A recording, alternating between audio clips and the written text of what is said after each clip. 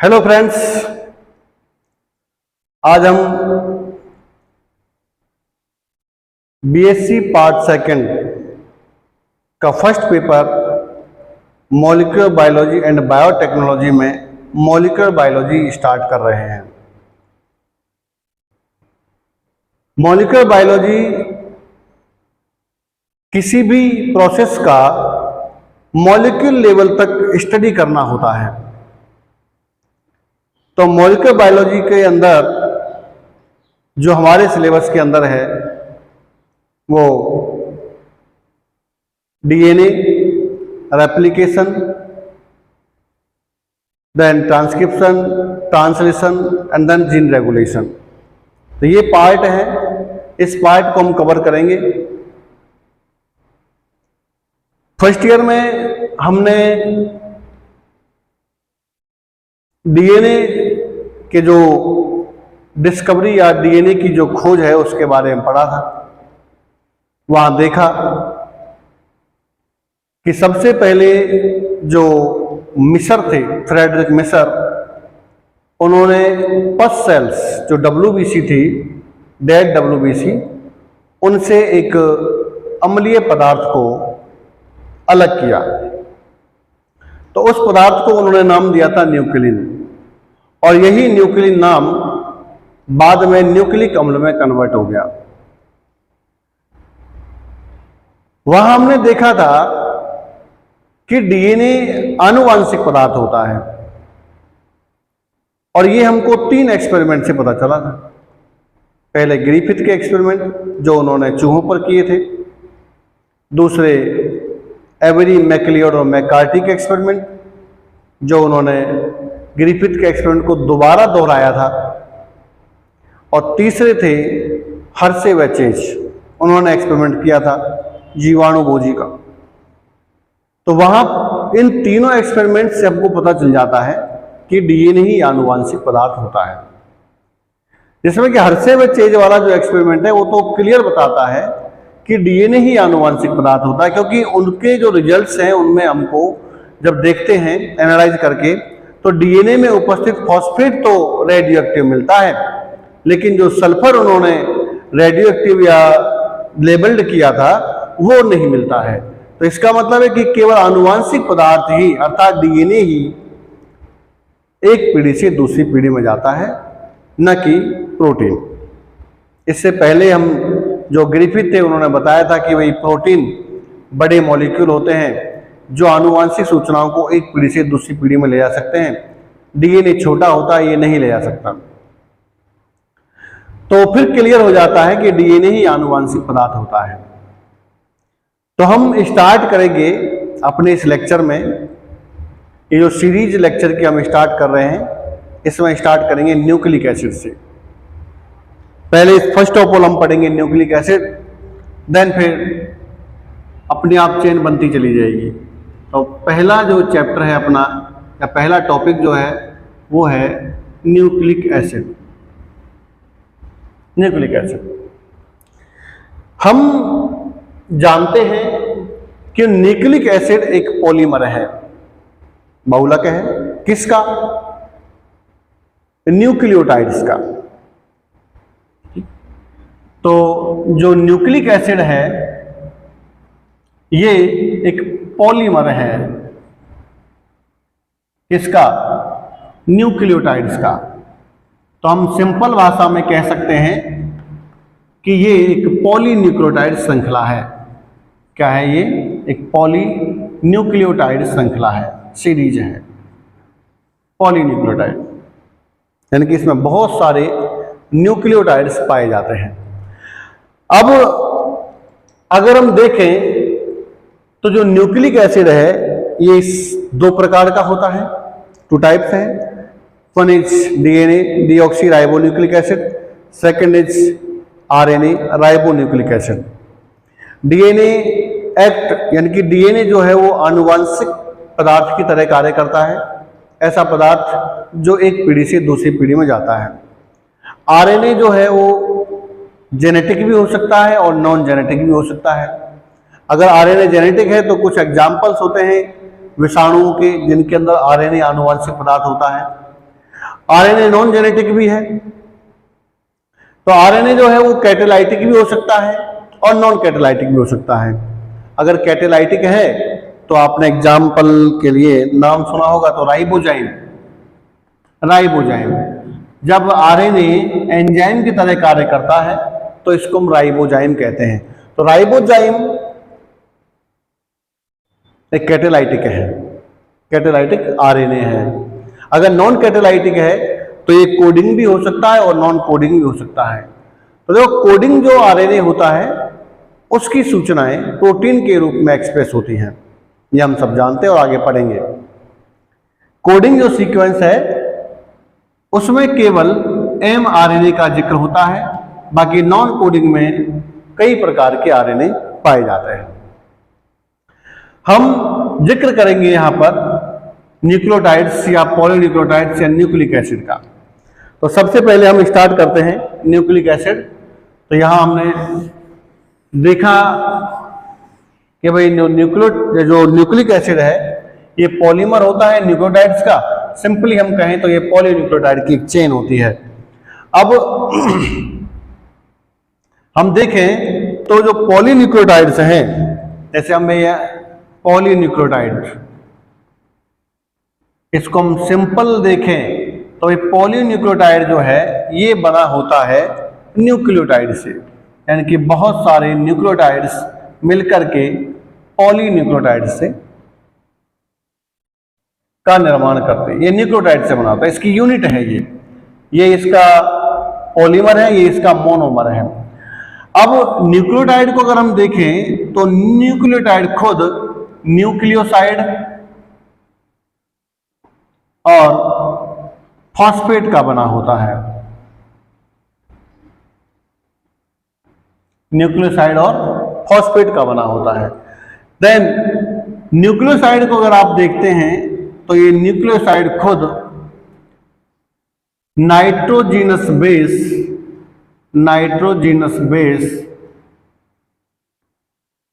और pentose sugar से बना होता है। Pentose sugar. देन अगर आप देखें तो नाइट्रोजीनस बेस जो है ये भी दो प्रकार के होते हैं, एक होते हैं प्यूरिन और एक होते हैं पिरीमिडीन।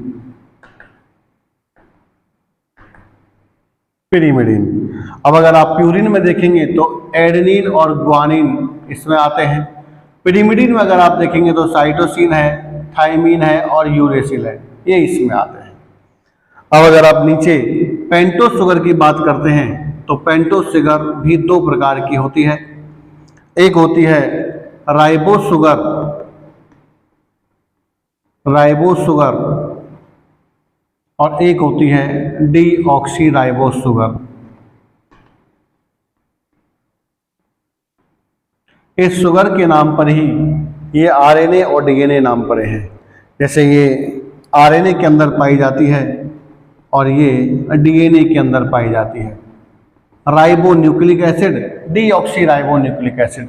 तो जो डीऑक्सी या राइबो यानी कि जो पेंटोस शुगर जिस प्रकार की पाई जाती है, न्यूक्लिक अम्ल के नाम भी उसी प्रकार से दिए गए हैं। अगर ये राइबोस शुगर है तो आरएनए होगा और अगर डीऑक्सी राइबोस शुगर है तो ये डीएनए होगा। तो इस प्रकार से अगर हम ऐसे चलें तो प्यूरिन पिरीमिडीन, तो ये प्यूरिन और पिरीमिडीन प्लस ये नाइट्रोजन बेसिस है प्लस पेंटोस शुगर चाहे तो ये होगी या ये होगी। अगर ये मिलेगी तो आरएनए बनेगा, ये मिलेगी तो डीएनए बनेगा। तो ये बनाते हैं nucleoside. Then nucleoside combine with phosphate या bond with phosphate, then nucleotide, बहुत सारे न्यूक्लियोटाइड मिलकर के पॉलीन्यूक्लियोटाइड की चेन बनाते हैं और यही पॉलीन्यूक्लियोटाइड की चेन न्यूक्लिक एसिड कहलाती है। तो सबसे पहले हम जब सिंपल से चलते हैं, सरल से, तो पहले हमको ये नाइट्रोजिनस बेसिस पढ़ने हैं, उसके बाद हम पेंटोस शुगर देखेंगे, देन फिर हम न्यूक्लियोसाइड का बनना, देन फिर फॉस्फेट, देन न्यूक्लियोटाइड का बनना, देन पॉलीन्यूक्लियोटाइड चेन का बनना। इस प्रकार से हम यहाँ बहुत सारे जो स्टेप्स हैं उन सबको एक एक करके पढ़ेंगे। तो फर्स्ट ऑफ ऑल हम नाइट्रोजीनस बेसिस को पढ़ते हैं। नाइट्रोजीनस बेसिस, नाइट्रोजन क्षारक। तो नाइट्रोजीनस बेसिस जो है ये दो प्रकार के हैं। एक है प्यूरीन और अभी लिखा था एक होते हैं पिरीमिडीन। प्यूरीन पहले देख लेते हैं, उसके बाद हम पिरीमिडीन का जिक्र करेंगे। तो प्यूरिन्स, अगर आप प्यूरिन की स्ट्रक्चर बनाते हैं तो प्यूरिन की स्ट्रक्चर कुछ इस प्रकार से होती है।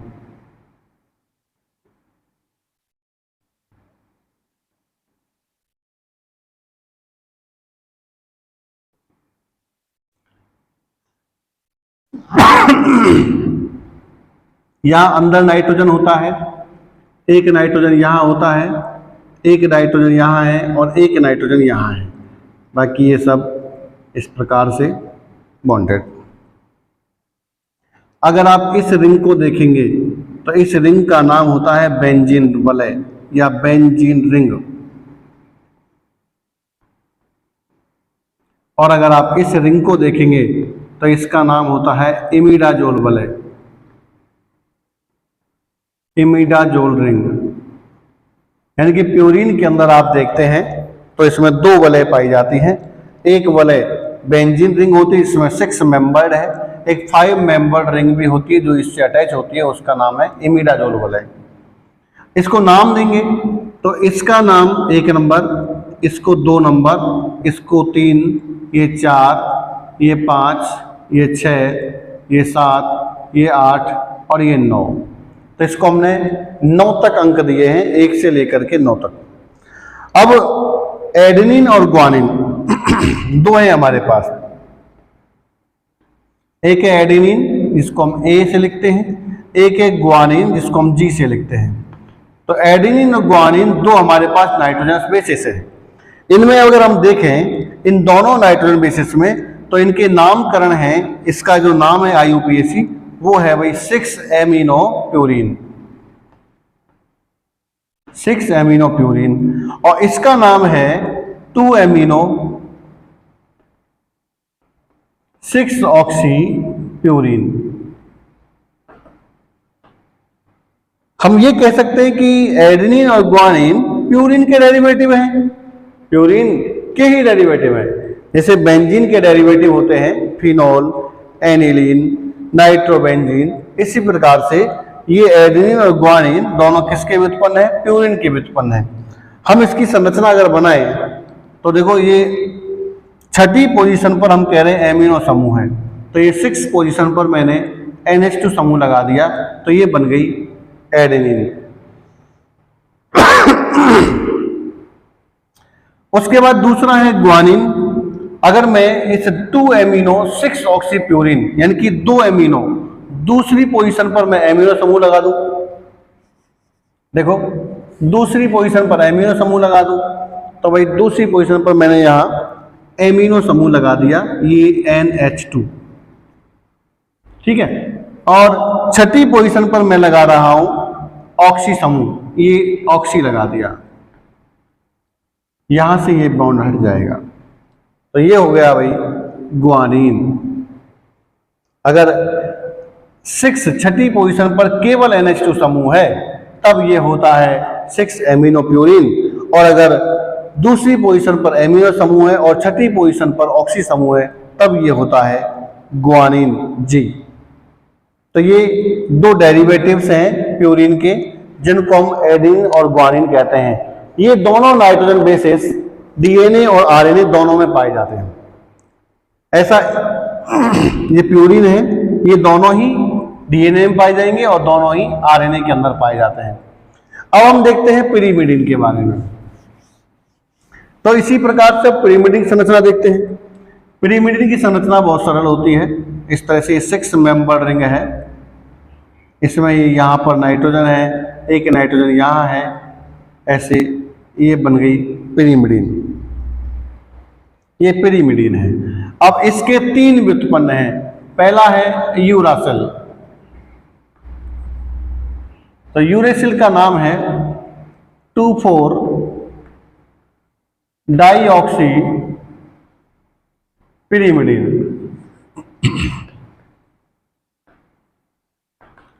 2,4 डाईऑक्सी पिरीमिडीन। उसके बाद दूसरा है साइटोसिन। ये यू से डिनोट करते हैं, इसको हम सी से डिनोट करते हैं। तो साइटोसिन का नाम है 2 amino 4 oxy pyrimidine. 2 amino 4 oxy pyrimidine. तो ये 2 ऑक्सी है, 2 oxy 4 amino, 2 oxy 4 amino pyrimidine. Then तीसरा है थाइमीन। तो थाइमीन है 2,4 डाईऑक्सी 5 मेथिल, सॉरी ये मेथिल पहले आएगा आईयूपीएसी नाम के अनुसार। 5 methyl 2,4 deoxy pyrimidine.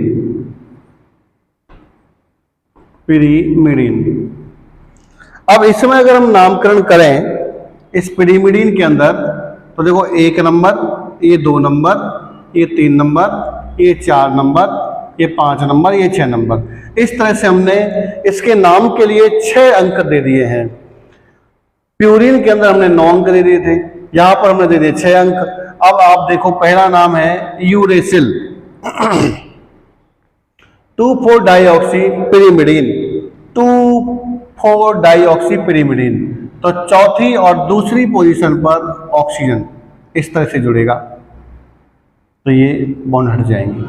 That is uracil, this is uracil. Then cytosine 2 oxy 4 amino. Cytosine का बनाइए। साइटोसिन ये है, आप खुद बनाकर देखेंगे तो आपको जल्दी समझ में आएगा। देखो 2 ऑक्सी, 2 पर तो ऑक्सीजन ही रहेगी, 4 पर एमिनो है, और 2 oxy 4 amino pyrimidine, 2 oxy 4 amino pyrimidine. Then last thymine. Thymine का बनाएं तो इस प्रकार से थाइमीन का ये नाइट्रोजन, ये नाइट्रोजन, थाइमीन का है 2,4 डाईऑक्सी, ये यूरेसिल तो है ही है। 5वीं पोजीशन पर CH3 समूह जोड़ना है। तो सिंपली हम इसको कह सकते हैं 5 मेथिल यूरेसिल, 5 मेथिल यूरेसिल कह सकते हैं, क्योंकि इसकी संरचना बिल्कुल यूरेसिल के समान है, बस केवल 5वीं पोजीशन पर CH3 है। तो ये हमने प्यूरिन और pyrimidine. Then second is pentose sugar.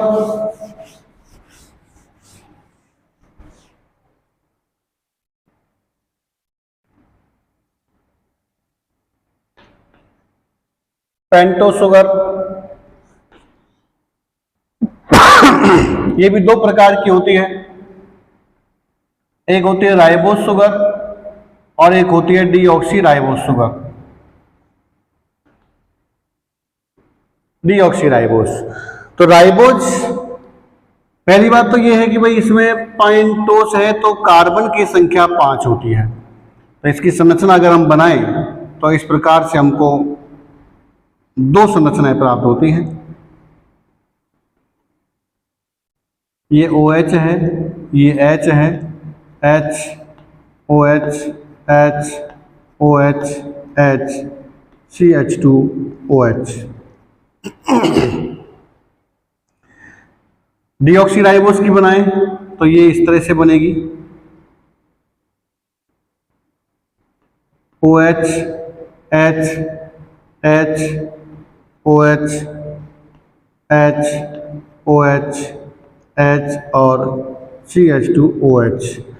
इन दोनों श्रृंखलाओं में, दोनों संरचनाओं में अगर आप देखेंगे तो ये और ये केवल इतना ही अंतर होता है, सेम होती है, लेकिन अगर डीऑक्सीराइबोस की बात करते हैं तो दूसरी पोजीशन पर जो OH समूह है उसमें से ऑक्सीजन हट जाता है।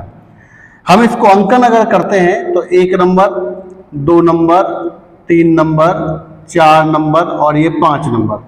ऐसे ही यहाँ पर इसका 1 नंबर, ये 2 नंबर, ये 3, ये 4 और ये 5। इस तरह से जहाँ भी जो ये लाइन मुड़ रही है यहाँ, तो यहीं पर कार्बन है, ऐसे मुड़ रही है तो यहाँ कार्बन है, यहाँ कार्बन है, यहाँ कार्बन है, 5वां कार्बन यहाँ है। इस प्रकार से इनमें कार्बन है। राइबोस और डीऑक्सीराइबोस में बस यही अंतर होता है कि डीऑक्सीराइबोस में सेकंड पोजीशन पर जो कार्बन है उसमें ऑक्सीजन नहीं होता है और राइबोस में सेकंड पोजीशन पर जो कार्बन है उसमें OH होता है।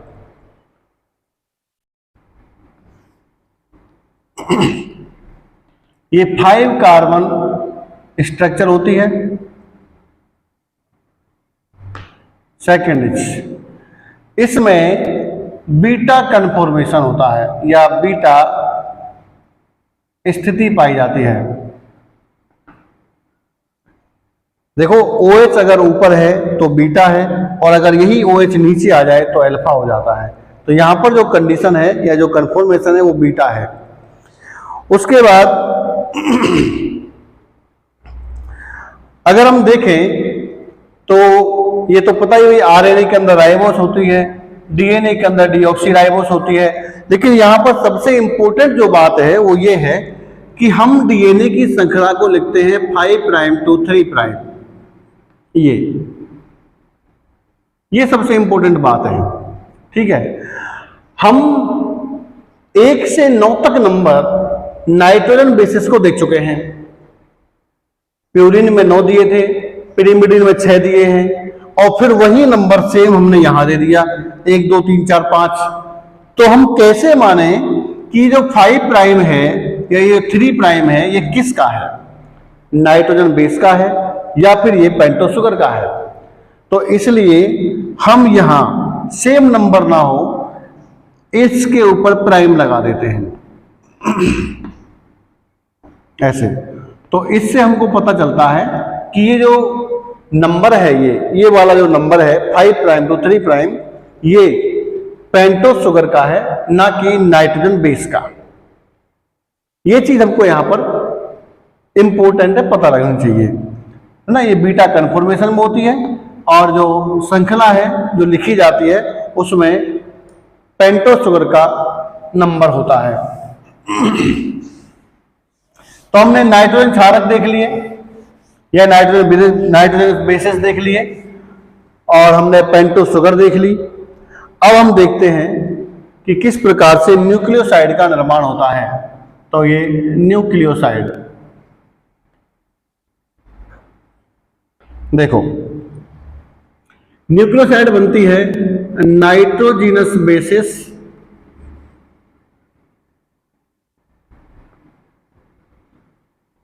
Plus pentose sugar.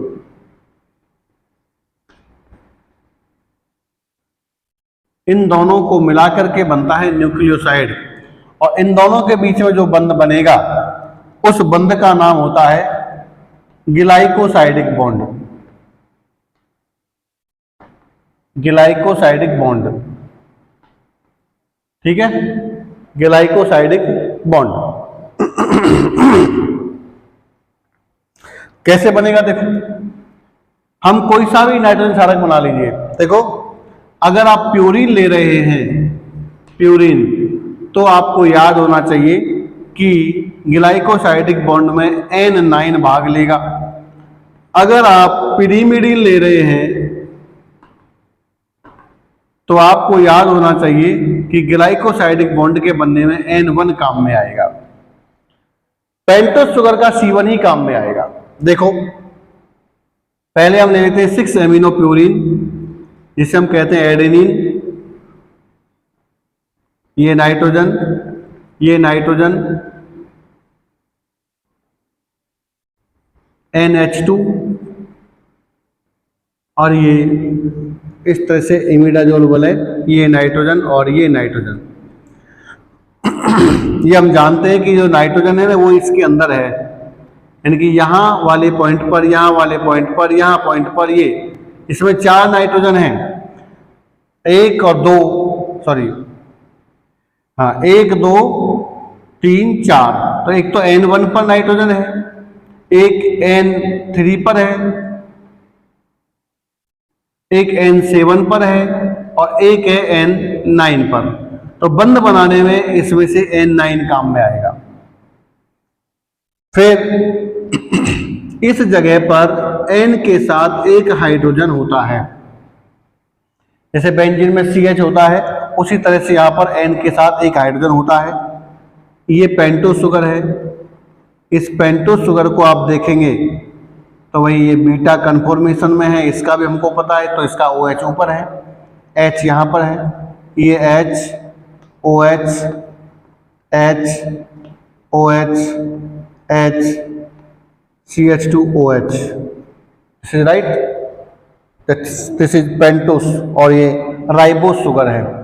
अब अगर आप यहाँ देखेंगे तो इसका जो H और OH है यहाँ पर बॉन्डिंग होती है, यानी कि इसमें से -H2 हो जाता है और इस जगह पर ग्लाइकोसाइडिक बॉन्ड का निर्माण हो जाता है। तो ये जो बंध बनेगा ये बनता है ग्लाइकोसाइडिक बॉन्ड,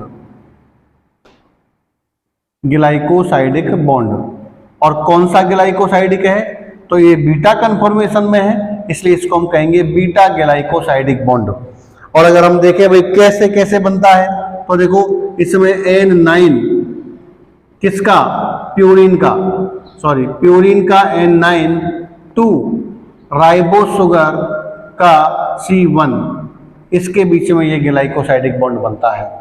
ठीक है, यहाँ पर ध्यान देने की बात ये है कि प्यूरिन का कौन सा नाइट्रोजन है जो बॉन्डिंग में काम आता है, तो ये N9 है। और जो पेंटोस शुगर है, यहाँ पर मैं राइबोस लिया है, तो पेंटोस शुगर का कौन सा कार्बन है जो बॉन्डिंग में काम आता है, तो वो C1 है। ये यहाँ पर 2 इंपॉर्टेंट चीजें आपको याद होनी चाहिए। अगर हम बनाते हैं पिरिमिडीन के लिए, तो पिरिमिडीन के लिए संरचना ये बनेगी इस तरह से, ये नाइट्रोजन है, ये नाइट्रोजन इस तरह से, ये यूरेसिल है 2,4-डाइऑक्सी पिरिमिडीन। देन यहाँ भी H होगा और इस जगह पर ये पेंटोस शुगर ऐसे काम आएगी। ये लो यहाँ पर भी OH है, ये H H OH H OH H और CH2OH।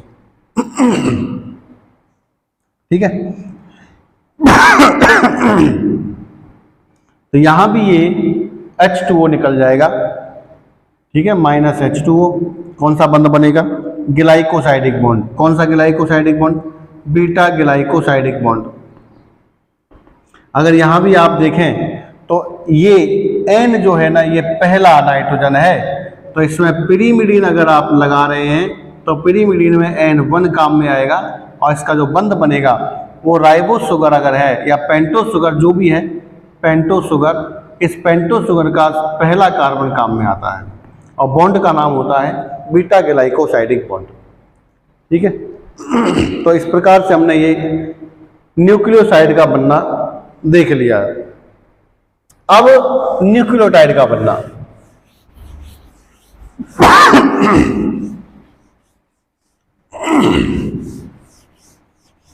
देखो न्यूक्लियोटाइड कैसे बनते हैं। न्यूक्लियोटाइड के बनने के लिए फॉर्मेशन ऑफ न्यूक्लियोटाइड, न्यूक्लियोटाइड जब बनता है तो इसके लिए न्यूक्लियोसाइड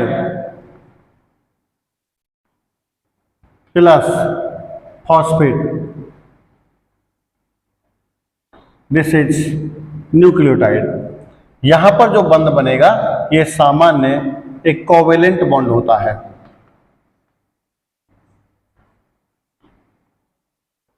ठीक, कोवेलेंट बॉन्ड होता है। तो यहां पर देखो हमने अभी अभी देखा जो फॉस्फेट जो निकलेगा, सॉरी जो न्यूक्लियोसाइड है उससे फॉस्फेट जुड़ेगा, तो फॉस्फेट जो निकलता है वो वही H3PO4 से निकलता है।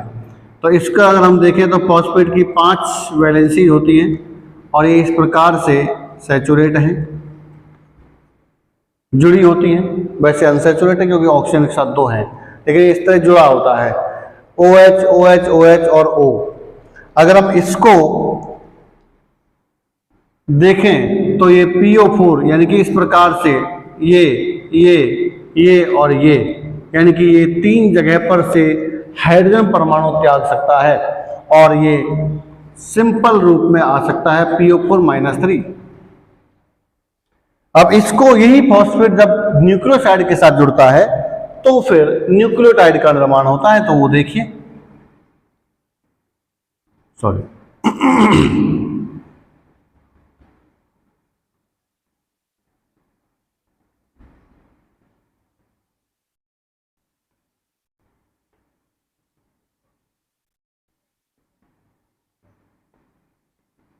6 अमीनोप्यूरिन।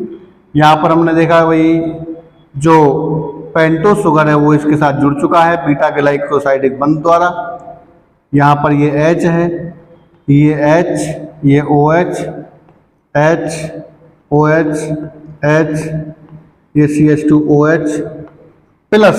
अब यहाँ पर देखने की बात है कि इस जगह पर अब ये फॉस्फेट जुड़ेगा।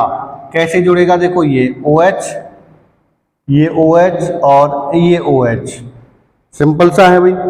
इसका जो OH है और इसका जो OH है ये यहाँ पर जल बनाएगा और ये माइनस H2O हो जाता है और माइनस H2O होने के बाद ये ऑक्सीजन बीच में आ जाता है।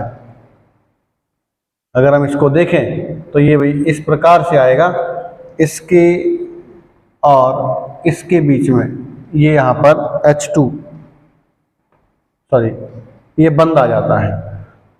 तो ये सिंपल एक कोवेलेंट बॉन्ड होता है। ये एक ग्लाइकोसाइडिक बॉन्ड होता है।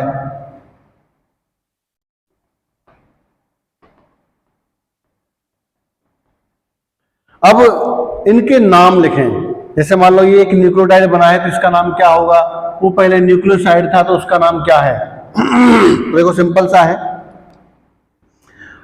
एक न्यूक्लियोसाइड है मान लो ए का, अगर हम डीएनए की बात कर रहे हैं, सॉरी आरएनए की बात कर रहे हैं, तो ए का अगर न्यूक्लियोटाइड है तो इसका न्यूक्लियोसाइड क्या बनेगा और इसका न्यूक्लियोटाइड क्या बनेगा? बहुत सिंपल सा है। देखो अगर ए है तो ए का जो न्यूक्लियोसाइड बनेगा वो बनेगा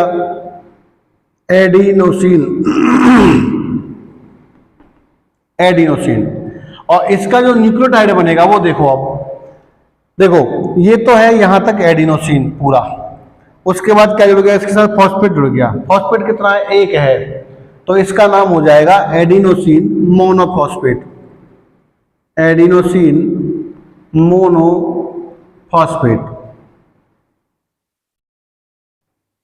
अगर इसी प्रकार से हम इसका नाम लिखें तो इसका नाम होता है, देखो यहां पर ये हाइड्रोजन देगा, ये हाइड्रोजन देगा, इस अर्थात ये H आयन देते हैं, तो ये एक एसिड है और इसी फॉस्फेट की वजह से ये न्यूक्लिक एसिड है। अगर आप देखेंगे तो हमने जब स्ट्रक्चर इसकी पढ़ी तो हमने देखा भाई नाइट्रोजन बेस, नाइट्रोजन क्षार है, लेकिन बाद में ये न्यूक्लिक एसिड बन जाता है, यानी कि क्षार से न्यूक्लिक एसिड। क्यों? इसलिए क्योंकि यहां पर ये जो फॉस्फेट है ये 2 हाइड्रोजन त्याग देता है, तो जो H आयन देते हैं वो अम्ल होते हैं। तो इसीलिए अगर हम यहां देखें तो ये भाई एडिनोसिन मोनोफॉस्फेट है, इसका एक नाम और हो सकता है और वो जो नाम है वो है एडिनाइलिक एसिड, एडिनाइलिक एसिड। अगर आप यहां पर देखें जी, तो जी का नाम यहां ग्वाइनोसिन, तो ये क्या हो जाएगा? Guanosine monophosphate, GMP, guanosine monophosphate या गुएनाइलिक एसिड, गुएनाइलिक एसिड। अगर यहां देखें आप टी, आरएनए में टी छोड़ दीजिए, वैसे आरएनए में टी होता है जो tRNA है उसमें T साइड सी लूप होता है, तो RNA में T पाया जाता है, लेकिन नॉर्मली नहीं बात करेंगे हम। तो यहां पर हम साइटोसिन ले लेते हैं। तो साइटोसिन का जो न्यूक्लियोसाइड है उसका नाम होता है साइटिडीन। तो यहां पर हम देखें तो साइटिडीन CMP मोनोफॉस्फेट या साइटिडाइलिक एसिड या साइटिडाइलिक एसिड। अगर हम यूरेसिल का देखें तो ये यूरिडीन या इसको हम कहेंगे UMP मोनोफॉस्फेट यूरिडाइलिक एसिड। अब अगर हमको डीएनए में लिखना है तो डीएनए में लिखने के लिए कुछ नहीं करना है, केवल यहां पर डीऑक्सी जोड़ना है, डीऑक्सी एडिनोसिन मोनोफॉस्फेट या डीऑक्सी एडिनाइलिक एसिड। अगर यहां पर ग्वानोसिन है तो deoxy guanosine, deoxy guanylic acid, deoxy cytidine, deoxy cytidylic acid, deoxy uridine, deoxy uridylic acid. इस प्रकार से ये डीएनए के नाम बन जाएंगे।